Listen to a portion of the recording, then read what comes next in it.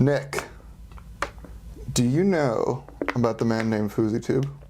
I can't say I do. FouseyTUBE, also known by his government name as Yusuf Salah Erekat, is a Palestinian. I know exactly who it is. Is a Palestinian American YouTuber, and since you don't know him, I'm assuming you don't know about the whole controversy that happened a few years ago about him and Drake. No. Is that who's in the bottom right? That is. That is. I knew I recognized. That is. So you don't know anything about this. No. You were totally YouTube culturally unaware between the years of like 2018 and 2020, correct? Sort of, more or less, yeah. All right, perfect. Well, this brings us to our first ever edition of Throwback Thursdays with Nick. I think it's going to be a reoccurring segment, and It's Wednesday. it will be Thursday when this airs. I had to say that. But I'm excited for this segment. Let's hop into the video. This is FouseyTUBE explaining to Keemstar, Adam22, and he's got Shane Dawson to his right, or his left actually, about the time that he met Drake. And Nick, we're just going to watch your face and enjoy your reactions, and then we're going to talk about it afterwards, okay? I would say that, except for once you can we just take a minute for let me finish this Drake story? Yeah. But the thing is, like, you talk for such a long time that I forget, like, okay, I want to confront that. I'll just get into the Drake story. Okay. We end up at Delilah, Drake's club. I get out. I see Country go to the front desk. I instantly feel they're not gonna let us in. I walk away. I call OVO Johnny, OVO Ryan's brother on Drake's team. And the first thing I ask him, and you can ask him this, if you want to get somebody on John Muller, I guarantee you a part of OVO, Drake's team, will come on to back up every word I'm saying. And the first thing I asked him is, brother, I'm outside of the club Drake is at. I'm being creepy as shit. Is this wrong? Should I go home? What a G. He said, keep going, let God lead you. Drake's team member is telling me not to give up. Now here's what's funny. He has a direct contact with Drake. If he wanted to, all he had to do was be like, let me call Drake, but he didn't because he wanted me to do it on my own. As soon as he said that, I go to my team. I say, I need everybody to leave. I'm doing this on my own today. I'm standing outside of Delilah, a guy who literally is scared to be in places like this. I got Drake's team around me, beautiful girls walking in. I'm by myself, no plan. Benjamin Kicks walks up. I go up to Benjamin Kicks. Shout out Benjamin Kicks, met him that night. Give him the energy, explain to him July 15th, let him listen to the song. Benjamin he goes, for Kicks. sure, I'm with it. Another artist who performed last night comes behind me. First thing he says, he goes, Yusuf, I was born in East LA, I don't want to die in East LA. Can I get on your stage? I said, brother, done. He looks at me in the eyes, he goes, anything you need, I got you for life. Instantly, I go back to Benjamin Kicks. That same artist who saw me, found a way in. His boy was gonna get him in through the back. He's running, he goes, Look at Shane's face through this whole thing. The guy on the right. He's so lost. The man zoned out like 10 minutes ago. You think about his Diet Coke, that's pretty much all he's doing. I gotta respect Adam22 and Keemstar for being locked in as they are here. They're locked in. They want to get to the bottom of the story. Bro, that kid's literally thinking about dinner. He has a Diet Coke and everything. Like, he was waiting out there. Shane gave up though. I'm standing right next to Drake's white Rolls Royce, the one with the angel and the thing. Is that a Rolls? I'm not sure. I'm standing next to Drake's car. His security's around me in the cars, but they're not telling me to leave because it looked and felt like I deserved to be there. That's how bodyguards work, right? I sound like a crazy person who's literally crying outside the club, but I'm gonna meet you. You can't be next to Drake unless you look like you belong. Or like you look like you tried hard enough to get there. Then it's okay. I'll show you the text. No. Forget the text. How did you meet Drake? So here it is. You're in the party. Here it is. As I'm outside, Zoom vid, call me crazy now, call me crazy tomorrow if I pull this off because I'm crazy. Takes me to his table. Whose table is it? Ludacris. what? I'm now in the hallway staring Ludacris in the eye, hitting my chest, saying, I'm gonna be on stage tomorrow with more eyes on this event than the president has on the country to dispel hate. Ludacris gives me daps, and he goes, my brother, I feel it, keep going. At this point, I'm like, fuck what anyone's saying online, I'm doing this tonight. I go back to the booth, I'm dancing, I let Ludacris do what he does. I'm just gonna do a Right after mashup that, of all your faces. We the It's gonna best be music. beautiful. I'm now Keemstar. standing by myself. The club is emptying out. The only people who are allowed to stay in the club is Drake's team. Guess who's standing with them? Me. because I decided not to give up because I had a mission that night, as crazy as it sounded. I don't know what to do, but I believed in myself. He's right. I did Before I even met Drake. So everyone leaves the club. No one's there except for Drake's like own crew. You gotta understand, Drake's own crew is like 60 people, and the celebrities who were in there. And I'll talk about that. I met OBJ that night, all this stuff. So let me finish. Okay.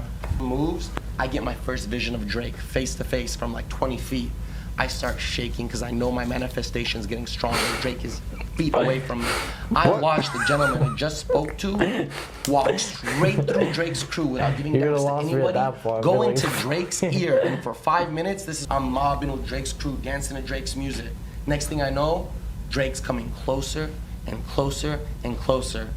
He hugs, I believe it was Joel Embiid, 2 inches away from me. I'm staring at him in his eyes like this, hungry, knowing that I left my house that night saying I'm gonna meet Drake like a crazy person, and literally, Adam, I'm this close to Drake. But instead of taking that moment to be like, Drake, can I get a picture? This is gonna prove all my haters wrong. I accepted that it already was done. As soon as Drake moves and makes eye contact with me and I stare at him, I see his second right-hand man and he nods at me like this. I walk out with him, I go, what's next? He goes, brother, take my number, I'll tell you all the details tomorrow. I did it, I was hyped. So you didn't meet Drake, he just looked at you.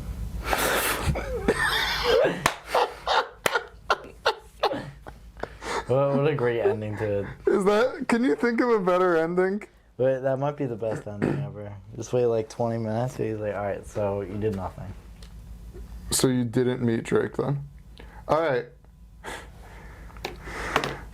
This is the question portion afterwards. The question portion. What did we watch today, Nick? I don't know, some long story about some crackhead on Los Olas trying to talk about God. Who was that? Who is Fousey and Chemstar? FouseyTUBE, man, yeah. Oh. That's actually, before we get into the backstory behind that, I want you to give me an over-under on on how many views you think that video has. I mean, I saw some of his other stuff had like 300, 400,000, so I would assume a Drake one would have 7, 8. 7, 8 what? 100,000. Okay, so the full interview, that one portion has 302K. The full interview has 5.9 million views. 5.9? Yeah. How long is the full interview? Because that was like 3 hours and 45 minutes, something like that. How are 5.9 million people listening for 3 hours and 10 minutes? Well, 5.9 million clicks, at least. That's what that means. That's crazy. I think so, too. So, all right. So let me give you the abridged version of this, because that was a long video already. The abridged version of what happened was that Fousey, he's actually a pretty similar story arc to Kanye. He has bipolar disorder, like documented. Nice. He stopped taking his meds one day, and then the next day after that he started doing like the most insane shit ever.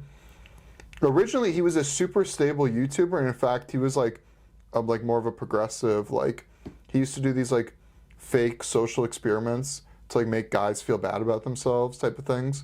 Like I remember he did one, it was like a bathroom social experiment where he'd be like pretending to rape a girl in a bathroom stall.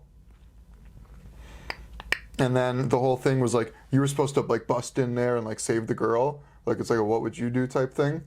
And so like all the guys in the video, they do that, they bust in, and it's completely scripted. It's like obvious, but this was back before when people were super gullible on YouTube. They still kind of are, but this was back when they were like really were gullible, and they were like, and like, you know, if you posted and you said it's a prank, it must have happened. So they go and they bust in, and instead of finding Fousey there with the girl, right, they find the mirror on the back of the bathroom wall, and in like lipstick or whatever, it's written a rapist could be anybody, and then it has an arrow pointing down at the mirror, pointing back at them. Like real social justice warrior type, like gobbledygook. Yeah. Sounds weird, but okay. So that's what he's doing on meds.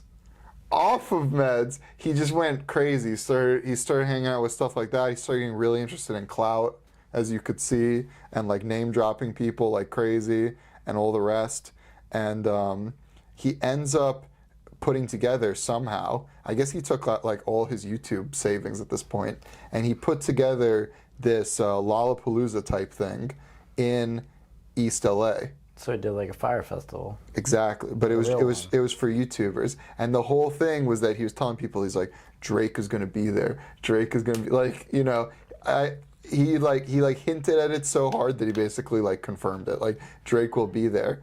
He set up this event. It was supposed to be like, it was like an ultra Lollapalooza, iHeartRadio, Jingle Ball Festival. I don't know. It was a thing, and then it was supposed to be like a YouTube thing too, like, because that's where he got a lot of his star power for the thing, was that he got a lot of YouTubers who lived in the LA area to come out. And it was going okay for a couple hours. No Drake, right? Obviously. But even though a lot of people came expecting it, it was going okay for a couple of hours, and then... bomb threat? Someone called the bomb threat. Classic YouTube fucking troll community. Somebody called in a bomb threat. Anyway, that was FouseyTUBE. Are you gonna start watching him now? No, I can't say that's gonna catch me. Didn't tickle your fancy? No, I can't say so. Well, that's unfortunate, because I myself am a huge FouseyTUBE fan, and I watch him quite often. Yeah, I mean... No, not really. My manifestation's getting stronger.